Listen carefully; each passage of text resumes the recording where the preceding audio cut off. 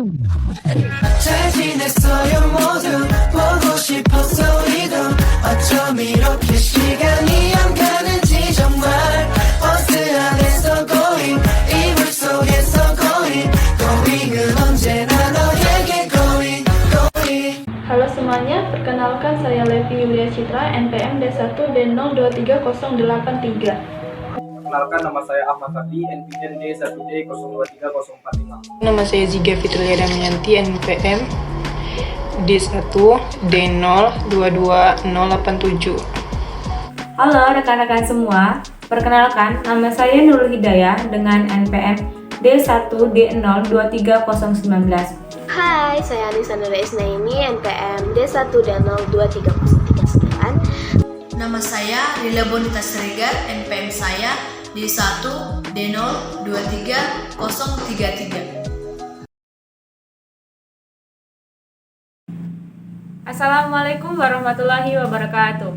Yang terhormat kepada Ibu Yori Hardayani, SIP MSI, selaku pemangku mata kuliah pengantar ilmu politik. Perkenalkan, saya Nurul Hidayah dengan NPM D1 D023019 yang bertugas sebagai moderator dalam presentasi kelompok 3 kali ini, di mana kelompok 3 akan membahas materi terkait fungsi badan legislatif dan pemilihan umum.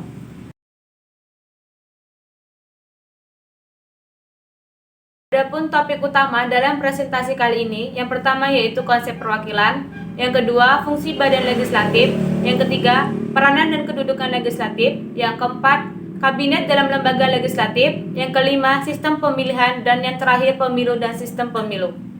Baiklah, langsung saja kepada pemateri pertama, Ahmad Fadli, saya persilakan. Langsung saja kita ke konsep perwakilan. Konsep perwakilan adalah di mana seseorang atau suatu kelompok mewakili suatu kelompok yang lebih besar. Dan konsep orang yang mewakili suatu kelompok ini akan mengaspirasi suara dari kelompok-kelompoknya dan menyuarakan kepada kelompok yang lebih besar. Pada konsep perwakilan ini terbagi menjadi dua, yaitu konsep partai dan konsep fungsional. Konsep partai yang dimana calon-calon anggota dewan, anggota DPR itu dipilih melalui partai dan dicalonkan oleh kader partainya masing-masing. Yang kedua adalah sistem fungsional. Sistem fungsional ini biasanya sistem yang turun-menurun atau sistem yang dipilih dengan indeks prestasi dari kelompok-kelompoknya. Dan pada konsep perwakilan ini ada juga dua sistem, yaitu sistem satu majelis dan sistem dua majelis. Dan biasanya sistem majelis ini dipergunakan oleh negara-negara federal. Yang pertama adalah sistem satu majelis, yang mana ciri-cirinya adalah keanggotaan dari majelis tinggi dapat ditentukan atas dasar turun-temurun atau penunjukan dari politik, yang mana jabatannya lebih tinggi dan biasanya lebih lama daripada majelis rendah. Yang kedua adalah majelis rendah. Majelis rendah, keanggotaan majelis rendah ini dipilih melalui pemilihan umum atau wewenang majelis lain. Yang majelis rendah ini biasanya dipergunakan oleh kita terutama untuk pemilihan calon-calon legislatif pada negara kita. Pada kesempatan kali ini, saya akan membahas materi terkait fungsi badan legislatif. Namun, sebelumnya di sini saya akan membahas apa itu badan legislatif. Badan legislatif adalah struktur politik yang mewakili rakyat Indonesia dalam menyusun undang-undang serta melakukan pengawasan atas implementasi undang-undang oleh badan eksekutif, di mana para anggotanya dipilih melalui pemilihan umum. Fungsi badan legislatif yang pertama yaitu menentukan kebijakan dan membuat undang-undang. Telah banyak bergeser di bidang legislatif ke badan eksekutif, di mana mayoritas undang-undang dirumuskan dan dipersiapkan oleh badan eksekutif, sedangkan badan legislatif hanya membahas dan mengamandemenkan undang-undang tersebut. Akan tetapi, di bidang keuangan, badan legislatif mempunyai pengaruh yang sangat besar. Badan legislatif mempunyai hak untuk mengamandemenkan rancangan anggaran belanja. Fungsi yang kedua yaitu mengontrol badan eksekutif sebagai pelaksana pemerintah. Melalui fungsi pengawasan ini, badan ini melindungi kepentingan rakyat serta mengoreksi kegiatan lembaga kenegaraan lainnya. Lembaga legislatif mempunyai kewajiban mengawasi aktivitas badan eksekutif agar sesuai dengan kebijakan yang telah ditetapkan. Pengawasan dilakukan melalui sidang panitia legislatif dan melalui hak-hak yang dimiliki. Hak-hak yang dimiliki diantaranya yaitu 1. Hak interpelasi. Hak interpelasi adalah hak untuk meminta keterangan kepada pemerintah mengenai kebijakan di suatu bidang. Yang kedua yaitu hak bertanya. Hak anggota legislatif untuk mengajukan pertanyaan kepada pemerintah mengenai suatu hal. Yang ketiga yaitu hak angket. Hak angket adalah hak atas melakukan penyelidikan terhadap pelaksanaan undang-undang atau kebijakan pemerintah. Dan yang terakhir yaitu hak mosi. Apabila badan memberikan mosi tidak percaya, maka kabinet harus mengundurkan diri. Lembaga legislatif terdiri dari 3. Yang pertama yaitu MPR atau Majelis Permusyawaratan Rakyat. Kemudian di bawahnya terdapat DPR. Dewan Perwakilan Rakyat ini terbagi menjadi 2, yaitu Dewan Perwakilan Rakyat Daerah tingkat 1 dan Dewan Perwakilan Rakyat tingkat 2. Kemudian ada DPD, yaitu Dewan Perwakilan Daerah. Saya akan menjelaskan kedudukan lembaga legislatif. Yang pertama, ada Majelis Permusyawaratan Rakyat atau yang kita sebut MPR. MPR adalah lembaga negara yang saat ini bukan lagi merupakan lembaga tertinggi di negara. Ia adalah lembaga yang sederajat dengan lembaga negara lainnya. Dengan tidak adanya lembaga tertinggi di negara, maka tidak ada lagi sebutan lembaga tertinggi negara dan lembaga tertinggi di negara. Semua lembaga yang disebutkan dalam Undang-Undang 1945 adalah lembaga negara. Majelis Permusyawaratan Rakyat merupakan lembaga pelaksanaan kedaulatan rakyat oleh karena anggota Majelis Permusyawaratan Rakyat atau MPR adalah para wakil rakyat yang berasal dari pemilihan umum. Sebelum adanya amandemen Undang-Undang 1945, kedaulatan yang ada pada tangan rakyat dijalankan sepenuhnya oleh MPR. Oleh sebab itu, MPR sering kali disebut sebagai lembaga paling tinggi di negara dengan kewenangan di bawah undang-undang. Namun, setelah adanya amandemen Undang-Undang 1945, kedaulatan rakyat tidak lagi dilakukan oleh MPR, tetapi dilaksanakan menurut undang-undang. Anggota MPR merupakan gabungan dari anggota DPR dan anggota DPD yang dipilih oleh rakyat melalui pemilu. Oleh karena itu, MPR tidak lagi disebut sebagai lembaga tertinggi negara dan MPR tidak lagi memegang kedaulatan rakyat. Selanjutnya, MPR tidak lagi memilih presiden dan wakil presiden karena memilih presiden dan wakil presiden sudah berada di tangan rakyat. Tugas MPR hanya melantik dan memberhentikan presiden. Yang kedua ada kedudukan DPR atau Dewan Perwakilan Rakyat. Yang pertama sebagai lembaga legislatif. DPR adalah lembaga legislatif di Indonesia yang memiliki kekuasaan untuk membuat, mengubah, dan mengesahkan undang-undang. Fungsi utama DPR adalah membuat kebijakan dan undang-undang yang bertujuan untuk mengatur tatanan hukum pemerintahan dan kehidupan sosial di Indonesia. Yang kedua, representasi rakyat. DPR merupakan wakil dari rakyat yang dipilih melalui pemilihan umum. Anggota DPR dipilih oleh rakyat dan bertugas untuk mewakili suara rakyat, kepentingan, dan aspirasi rakyat di tingkat nasional. DPR diharapkan menjadi perpanjangan suara rakyat dalam proses pembuatan keputusan. Yang ketiga, pembuatan undang-undang. DPR memiliki kewenangan untuk mengajukan, membahas dan mengubah serta mengesahkan undang-undang. Proses pembentukan undang-undang melibatkan pembahasan dalam rapat-rapat DPR baik di tingkat komisi maupun dalam rapat paripurna. Setelah disepakati oleh DPR, undang-undang akan diajukan ke Presiden untuk ditandatangani menjadi undang-undang. Yang keempat, pengawasan pemerintah.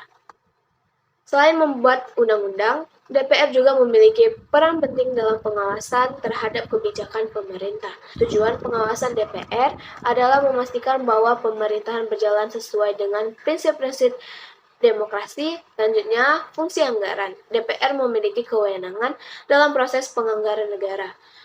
DPR berperan dalam menyusun dan menyetujui anggaran pendapatan dan belanja negara atau APBN setiap tahun. Anggaran tersebut mencakup alokasi dana sebagai sektor dan program pembangunan negara. Yang terakhir, pemilihan presiden dan wakil presiden. DPR juga memiliki peran dalam pemilihan presiden dan wakil presiden. DPR bersama Dewan Perwakilan Daerah atau DPD membentuk Majelis Permusyawaratan Rakyat yang memiliki wewenang dalam pemilihan presiden dan wakil presiden. Tetapi, yang seperti yang saya sebut tadi, sekarang tidak bisa dilakukan karena itu hak rakyat. Tugas MPR hanya melantik dan memberhentikan presiden dan wakilnya. Selanjutnya ada Dewan Perwakilan Daerah atau DPD. Kedudukannya sebagai lembaga legislatif tingkat nasional. DPD adalah lembaga legislatif tingkat nasional di Indonesia. Sebagai lembaga legislatif, DPD memiliki peran dalam pembuatan undang-undang, mengawasi pemerintah, dan menyuarakan aspirasi daerah. Yang kedua adalah representasi daerah. DPD merupakan lembaga yang mewakili kepentingan daerah di tingkat nasional. Setiap provinsi di Indonesia memiliki 4 anggota DPD yang dipilih secara langsung oleh rakyat. Dan ketiga, pengawasan otonomi daerah. Salah satu tugas DPD adalah melakukan pengawasan terhadap pelaksanaan otonomi daerah. DPD memiliki peran dalam memastikan bahwa kebijakan nasional tidak melanggar hak otonomi daerah dan mendukung pembangunan serta kesejahteraan tingkat daerah. Keempat, perumusan undang-undang. DPD memiliki kewenangan dalam mengusulkan pengajuan. Yang keempat, perumusan undang-undang. DPD memiliki kewenangan dalam mengusulkan pengajuan undang-undang. Anggota DPD dapat mengajukan inisiatif undang-undang atau memberikan pertimbangan terhadap undang-undang yang berkaitan dengan otonomi daerah. Yang kelima, kerjasama dengan DPR. DPD bekerja sama dengan Dewan Perwakilan Rakyat dan lembaga legislatif lainnya. DPD dan DPR saling berkoordinasi dalam membentuk kebijakan nasional. Yang keenam, kedudukan DPD sejajar dengan DPR. Meskipun DPD memiliki peran yang berbeda dengan DPR, kedudukannya sejajar dengan DPR dalam hal mengambil keputusan dan keberadaannya sebagai lembaga legislatif. Baiklah, saya akan melanjutkan materi tadi. Badan legislatif pada masa demokrasi terpimpin pada tahun 1959 hingga 1966, dengan adanya Dekret Presiden 1959, maka berlaku kembali Undang-Undang Dasar 1945. Berikut lembaga-lembaga negara pada masa demokrasi terpimpin. 1. Kabinet Kerja, perannya yaitu perbaikan kesejahteraan rakyat. 2. MPRS, Majelis Permusyawaratan Sementara. Tugas pokok dan fungsi dari MPRS adalah menetapkan garis-garis besar haluan negara GBHN. 3. DPR-GR, Dewan Perwakilan Rakyat Gotong Royong. Perannya sebagai pembantu pemerintah yang tercermin dalam istilah gotong royong. 4. MPPR, Musyawarah Pembantu Pimpinan Revolusi. Perannya membantu Soekarno dalam kebijakan khusus terkait penyelesaian revolusi.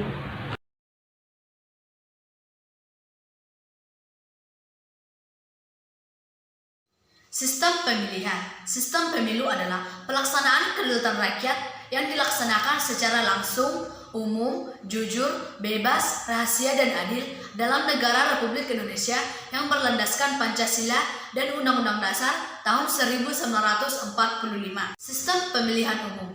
Sistem pemilihan umum yang pertama yaitu single member constituency atau yang dikenal dengan sistem distrik. Dalam sistem ini, wilayah negara dibagi ke dalam beberapa wilayah distrik. Dalam sistem distrik ini juga, satu wilayah kecil memilih satu wakil tunggal atas dasar pluralitas ataupun suara terbanyak. Satu distrik hanya berhak atas satu kursi dalam anggota parlemen. Calon yang mendapatkan suara terbanyak itu menjadi pemenang tunggal yang dinamakan dengan the first past the post. Yang kedua yaitu multi-member constituency ataupun yang sering kita kenal dengan sistem proporsional. Sistem proporsional adalah sistem pemilihan dalam legislatif. Sistem proporsional ini dibagi menjadi dua jenis, yaitu sistem proporsional terbuka dan sistem proporsional tertutup. Yang pertama yaitu sistem proporsional terbuka. Sistem proporsional terbuka ini ialah pemilih langsung memilih calon anggota legislatifnya. Dan apabila calon anggota legislatif yang dia pilih tersebut mendapatkan suara terbanyak, maka dia yang mendapatkan kursi di parlemen. Yang kedua yaitu sistem proporsional tertutup. Dalam sistem proporsional tertutup ini, pemilih bukan memilih calon legislatifnya langsung, melainkan memilih partai politiknya. Di sini, partai politiklah yang mengatur calon anggota legislatifnya yang sudah disusun berdasarkan nomor urut. Apabila partai politik mendapatkan suara terbanyak, maka partai tersebut yang akan menduduki kursi parlemen yang paling banyak, yang sudah disusun berdasarkan nomor urut yang tadi. Pemilu dan sistem pemilu di Indonesia. Pemilihan umum merupakan mekanisme untuk memilih para pejabat politik dan memberinya legitimasi untuk menjalankan kekuasaan. Dan sebagai pengaplikasian dari sistem demokrasi melalui pemilihan umum tersebut, rakyat dapat memilih wakil rakyat duduk di dalam parlemen ataupun pemerintahan. Peserta pemilu adalah partai-partai politik, yaitu partai politik yang menyalurkan sebagai aspirasi rakyat melalui pemilihan umum atau pemilu. Miriam Budiarjo menjelaskan, pada tahun 1955 merupakan tahun pertama diadakannya sebagai pemilu di negara Indonesia.